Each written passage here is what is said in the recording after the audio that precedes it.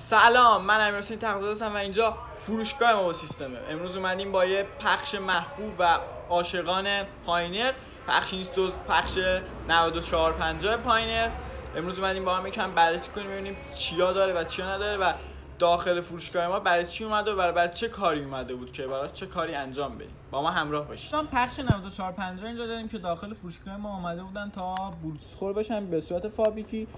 پخش رو حالت آیویکس قرار میدیم تا بعد بلوتوثمون رو بهش وصل کنیم. پخش‌های پاینری که داره بلوتوث هستن 1 میلیون تا 2 میلیون از پخش‌هایی که بلوتوث نداره گرون‌تره، ولی ما اینو با کمترین هزینه برای شما ارائه میدیم. پخش 9450 با قابلیت پنل برقی، دمودار و مولتی کالر بودن و 6 خروجی سیستم و 2 تا فلش از پشت. ما امروز یک کلیپ می‌خوایم در مورد این خروجی‌ها بزنیم که فرق 2 خروجی، 4 خروجی و 6 خروجی اصلا خروجی پخش ما به چه درد ما می‌خوره بذاریم. پس چنل ما رو سابسکرایب کنید، پیج اینستاگراممون رو فالو داشته باشین که نصبامون و اطلاعات بیشتر رو در اونجا قرار میدیم.